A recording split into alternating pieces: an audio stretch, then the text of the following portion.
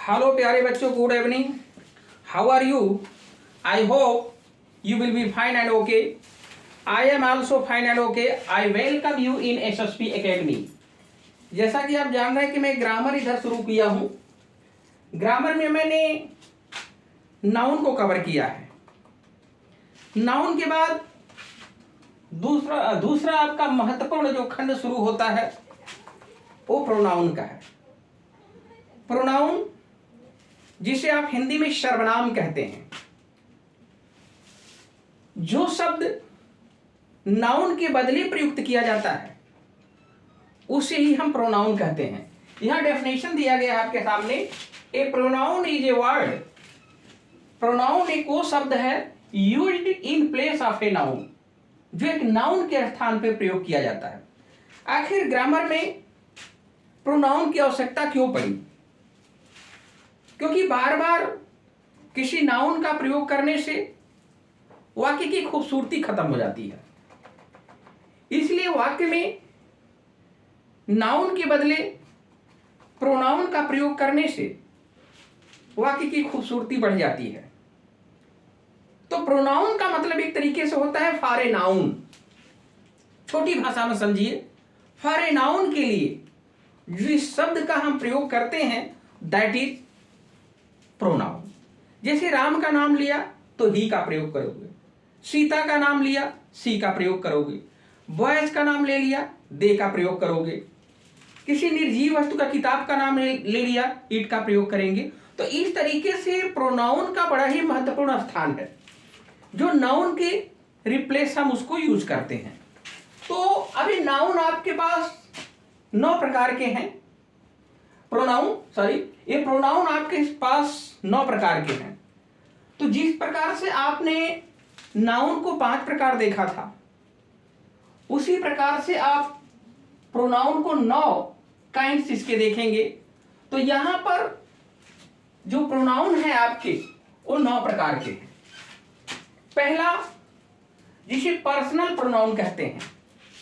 Personal pronoun बड़ा ही महत्वपूर्ण है, जिसको आप हिंदी में व्यक्तिवाचक सर्वनाम कह लीजिए या पुरुषवाचक सर्वनाम कह लीजिए।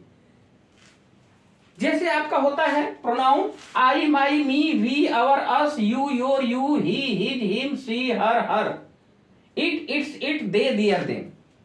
ये मैं आपको चार्ट बना करके समझा चुका हूं। तो फर्स्ट पर्सन में 2 प्रोनाउन होते हैं, आई और वी। सेकंड पर्सन में कौन सा प्रोनाउन होता है? यू। थर्ड में कितने होते हैं? 4, ही, सी, इट और दे। और एक चीज ध्यान दीजिएगा कि पर्सनल प्रोनाउन का प्रयोग जब हम करते हैं, यानी आपको 123/231 से भाषा आप याद रखिएगा। अगर प्रोनाउन आपके सामने आ गया है आई, यू और ही, यानी 1, 2, 3, तो याद रखिएगा इसको रखने का जो क्रम है वो रखने का क्रम 231 के अनुसार रखा जाता है। यानी पहले आपका क्या रखा जाएगा? यू, फिर उसके बाद आपका क्या होगा? 3 दिया है, 3 मतलब थर्ड पर्सन ही, एंड उसके बाद आपका क्या होगा? आई। इस प्रकार से प्रोनाउन रखे जाते हैं। और याद रखिएगा ये प्रक्रिया यू, आई, यू, ही गलत होता है।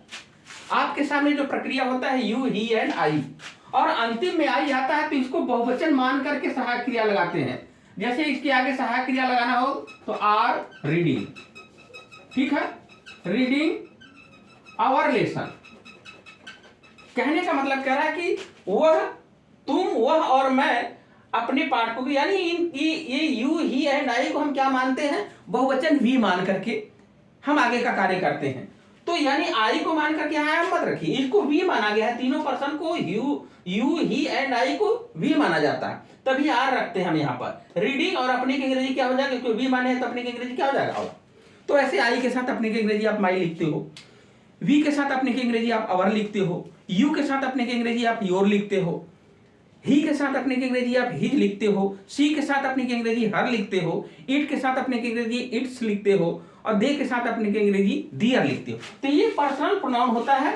ये 3 पर्सन इसमें होते हैं, first person, second person, third person. तो पहला व्यक्ति, जैसे मैं बोल रहा हूं, मैं आई हो गया, फर्स्ट पर्सन हो गया। और तुम यू सेकेंड पर्सन हो गए, और थर्ड पर्सन के बारे में बात करते हैं ही सी इट और दे के बारे में। जैसे मैं पढ़ा रहा हूं, आपको पढ़ा रहा हूं व्याकरण, व्याकरण यानी ईट को पढ़ा रहा हूं, किताब को पढ़ा रहा हूं। व्याकरण को क्या कहेगा? ईट कहा जाएगा, क्योंकि किताब है। तो फर्स्ट पर्सन बोलता है, सेकंड पर्सन सुनता है, थर्ड पर्सन के बारे में बात करते हैं। तो आपके सामने कितने आपके होते हैं? I, we, you, he, she, it और दे। ये हमारे पर्सनल प्रोनाउन होते हैं। ये तो हमने केस लिखा है। तो आई जो होता है वो कहां होता है? नॉमिनेटिव केस में। आई और वी। यू कहां हो गया? नॉमिनेटिव केस में। ये सब नॉमिनेटिव केस में लिखे गए। यहां पर आपको आई हो गया, आई आपका नॉमिनेटिव केस, माई पजेसिव केस, मी ऑब्जेक्टिव केस।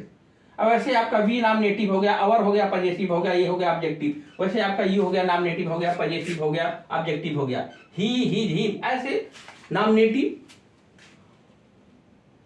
पजेसिव और ऑब्जेक्टिव ये दिया गया है। तो आपको वाक्य में इसका प्रयोग करना होता है। जैसे आई रीड माई लेसन, मैं अपने पाठ को पढ़ता हूं। तो कहने का मतलब होता है ये पर्सनल प्रोनाउन होते हैं, इसको दिमाग में बैठा लीजिए, ये पुरुषवाचक होते हैं। दूसरा आपके सामने होता है डिमॉन्स्ट्रेटिव प्रोनाउन। डिमॉन्स्ट्रेटिव प्रोनाउन वैसे देखा जाएगा तो दो ही प्रकार इसके होते हैं, दिस और दैट, जो संकेत करने के लिए प्रयोग किए जाते हैं। जैसे this is my book, this is my pen. अब ये जो दिस का प्रयोग किया जाता है, दिस नजदीक की वस्तुओं के लिए और दैट दूर के वस्तु के लिए, एक वचन के लिए। अब जैसे कहेंगे दिस इज, तो दिस इज माई बुक। कोई किताब होगा, कहेंगे दिस इज माई बुक। लेकिन वही इसी पेन को हम दूर रोक देंगे तो कहेंगे दैट इज ए पेन। अगर यही पेन कई हो गया तो दीज आर पेन्स। अगर दूर में कई हो गए तो दोज आर पेन्स। एक किताब है दिस इज माई बुक, एक किताब दूर में है दैट इज माई बुक। कई किताब आपके सामने है तो दीज आर, दीज क्या कहा गया? यानी आपका दिस का बहुवचन क्या होता है? दीज होता है, और दैट का बहुवचन क्या होता है? दोज होता है। तो ये संकेत करते हैं किसी वस्तु की तरफ, किसी व्यक्ति की तरफ संकेत करते हैं। तो कहने का मतलब होता है कि आपका दूसरा जो प्रोनाउन होता है डिमॉन्स्ट्रेटिव होता है, जिसका मतलब होता है संकेतवाचक। सर्वनाम आप याद कर लीजिए इसको, क्या है? दिस और दैट। ये तो एक वचन, ये तो बहुवचन के लिए किया गया। दिस का बहुवचन दीज होता है, दैट का बहुवचन दोज होता है। तो किसी भी वस्तु की तरफ संकेत कर दीजिए। लेकिन ये ध्यान दीजिएगा, उसमें दिस के साथ कोई नाउन मत लाइएगा। दिस बुक इज माइन, वो एडजेक्टिव हो जाएगा। अगर इनके साथ कोई नाउन जोड़ देंगे तो एडजेक्टिव हो जाता है। आपको नाउन नहीं जोड़ना है, सिर्फ आपको यही शब्द रहेगा दिस इज माई बुक। तो दिस के साथ आपका क्या हो? दिस अकेले है। और दैट इज माई बुक, वो भी अकेले है। दीज आर माई बुक्स, वो भी अकेले है। दोज आर माई बुक्स, वो भी अकेले है। अगर यही कहोगे दीज बुक्स आर माई, तो आपका एडजेक्टिव हो जाएगा। दिस के साथ आपको नाउन नहीं लगा। जब एडजेक्टिव का रूल आएगा तो उसमें हम बताएंगे आपको। तो यहां पर आपको समझना है यहां पर कि दिस, दैट, दीज और दोज। इसके बाद आता है आपका इंट्रोगेटिव प्रोनाउन। देखिए प्रश्न पूछने के लिए काम में आता है। जैसे अब यहां पर आपका पूछ दिया who are you, who are you, आप कौन हो? Whose father is a doctor. तो अब यहां पर आपको ध्यान देना है कि आपको यह प्रश्न पूछने के काम में आता है विच इज योर बुक, कौन सी आपकी पुस्तक है। तो कहने का मतलब होता है कि जो हु होता है, हुज होता है, हुम होता है, विच होता है, व्हाट होता है। व्हाट आर यू डूइंग, बोलते हैं ना what are you doing. Which is your book, whom do you want to meet, आप किससे मिलना चाहते हो। तो कहने का मतलब ये कह रहा है कि ये आपको प्रश्न कर रहा है। Who are you, पूछता है ना who are you। अब यहां कह दिया। अब यहां पर आपका जो प्रश्न करता है, आपको ध्यान देना है कि who, whose, whom एक केस बनते हैं, ध्यान रखिएगा। who आपका नॉमिनेटिव केस होता है, whose आपका पजेसिव केस होता है, whom आपका ऑब्जेक्टिव केस होता है। तो आपको ध्यान देना है यहां पर कि ये इंट्रोगेटिव प्रोनाउन होते हैं क्योंकि प्रश्न पूछने के काम में आते हैं। तो यहां पर आपको जैसे कहते हैं कि what do you do, what do you do, प्रश्न हुआ ना, आप क्या करते हो। तो आप क्या करते हो, ये प्रश्न पूछा जा रहा है आपसे, तो ये सब जो होते हैं हु, हुज, हुम और विच, दैट, व्हाट जो है, ये प्रश्न क्या है, प्रश्नवाचक सर्वनाम है, यानी इंट्रोगेटिव प्रोनाउन होते हैं, ये प्रश्न पूछने के काम में आते हैं। इस चीज का आप ध्यान दीजिएगा। इसके बाद आपका आता है इनडेफिनिट प्रोनाउन। इनडेफिनिट प्रोनाउन जिसको अनिश्चयवाचक सर्वनाम कहते हैं, जिसमें कोई गिनती क्लियर नहीं होती। जैसे one should do once duty, किसी को अपने कर्तव्य को करना चाहिए, किसी का नाम नहीं लिया गया। नन, कोई नहीं। नन कैन डू इट, कोई इसे नहीं कर सकता। All is well, many, few, कुछ लोग, अदर्स, दूसरे लोग, किसी का नाम क्लियर नहीं हो रहा। सम, कुछ, एनीथिंग, कोई, नथिंग, कुछ भी नहीं, एनीथिंग, कुछ भी, नथिंग माने कुछ भी नहीं, समथिंग, कुछ, समवन, जैसे बोलते हैं कि someone has picked up my pocket, बड़े मशहूर वाक्य है, किसी ने मेरे पॉकेट को मार दिया। तो समवन में किसी के नाम की जानकारी हमको नहीं हो रही कि राम, श्याम, सुरेश कौन है। एनीबॉडी, कोई, नोबॉडी, कोई नहीं। तो जिसमें नाम क्लियर ना हो वो हमारा इंडेफिनिट प्रोनाउन होता है। तो इसीलिए आपका one, none, all, many, few, other, some, anything, nothing, something, someone, anybody, nobody. अगला है आपका रिलेटिव प्रोनाउन। ये होता है who, whose, whom, relative pronoun है। याद रखिएगा, संबंध वाचक सर्वनाम जो संबंध दिखाता है। जैसे यहां पर आपको एक एग्जांपल देते हैं, आई सा a man who was blind, जो दो वाक्यों को जोड़ने का काम करता है। एक क्लाज होता है भाई, ये बड़ा विस्तृत नियम है। तो जो दो वाक्यों को जोड़ रहा है, जिसका उच्चारण ज से होता है, याद रखिएगा, ज से। आई सा ए मैन, मैंने एक आदमी देखा जो ब्लाइंड था, अंधा था। यह कहने का मतलब होता है कि अब यहां पर आई बॉट ए बुक, मैंने एक किताब खरीदा, विच इज वेरी इंटरेस्टिंग, जो बहुत ही रुचिकर है। तो कहने का मतलब यहाँ पे इंट्रोगेटिव, इसको मत समझ जाइएगा, ये दो वाक्यों को क्या करता है, जोड़ने का काम करता है। अवॉइड सच बॉयज, ऐसे लड़कों से दूर रहो, एंड वेस्ट देयर टाइम, जो अपना समय बर्बाद करते हैं।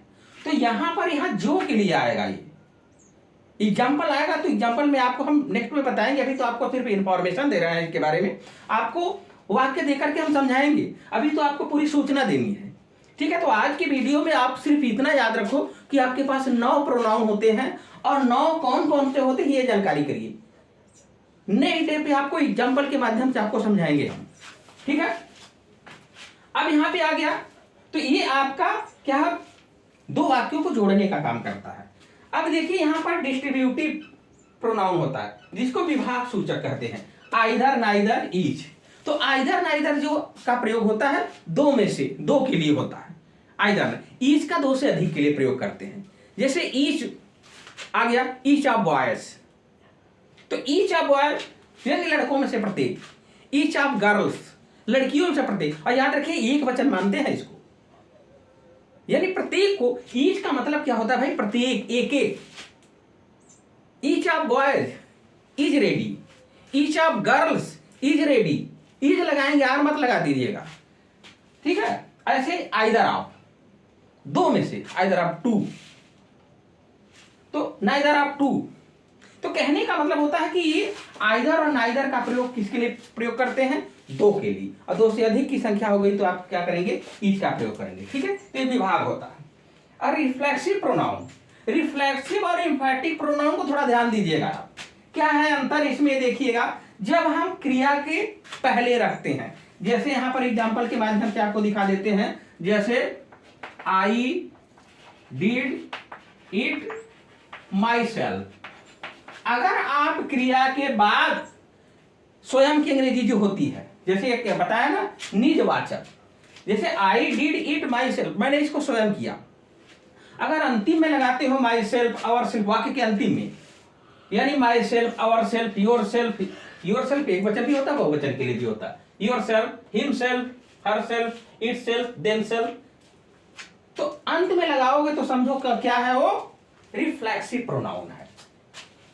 ठीक है, यानी कहने का मतलब होता है क्रिया के बाद, क्रिया के बाद लगा रहे हो अगर, इनको आई सेल्फ माई सेल्फ को, तो इसको क्या कहा जाएगा?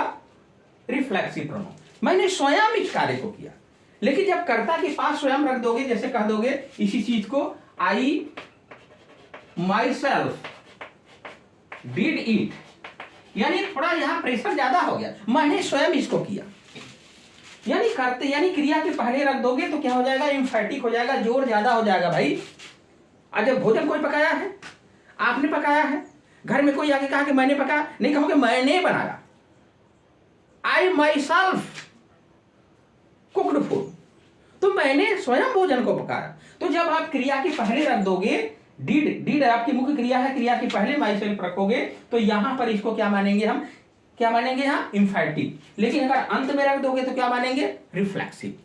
ये अंतर होता है, ये ध्यान रखिए इस बात का कि अंतिम में लगाएंगे इन सब को, आवर सेल्फ को, योर सेल्फ को, him self, her self, it self, them self, अंतिम में लगा रहे हो तो रिफ्लेक्सिव प्रोनाउन, और सिर्फ कर्ता के बाद रख रहे हो यानी क्रिया के पहले रख रहे हो तो आपका एम्फैटिक प्रोनाउन। ये ध्यान रखिएगा, ये इसका एक तजुर्बा है।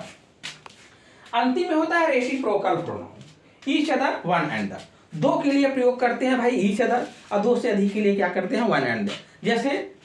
जैसे यहां पे कहा जाएगा राम एंड श्याम, ये हो गया hate each other, hate each other, एक दूसरे से क्या करते हैं? घृणा करते हैं, क्योंकि ये संख्या कितनी है? दो। अगर यही बढ़ा दोगे 3 हो जाएगा। जैसे कहोगे राम श्याम एंड मोहन, यहां हेट करोगे तो यहां वन एंड दर आपको लिखना होगा, वन एंड दर। क्यों भाई? क्योंकि संख्या 3 हो गई। तो आपको ध्यान रखना कि इन प्रोनाउंस में कौन, यानी आपको ये चीज ध्यान देना है कि प्रोनाउन जो होते हैं वो नाउन के बदले प्रयुक्त किए जाते हैं, कितने प्रकार के होते हैं। तो इन 9 प्रकार आपको समझाए गए हैं, और कौन कौन से होते हैं ये आपको लिखा गया, समझाया गया है। तो आपको ध्यान देना है कि आपको कैसे अंडरस्टैंडिंग करना है। एग्जाम्पल के माध्यम से नेक्स्ट डे आपको बताएंगे, सिर्फ इतनी बातें आप याद रखिए। ओके, तो thank you so much, good luck, bye bye.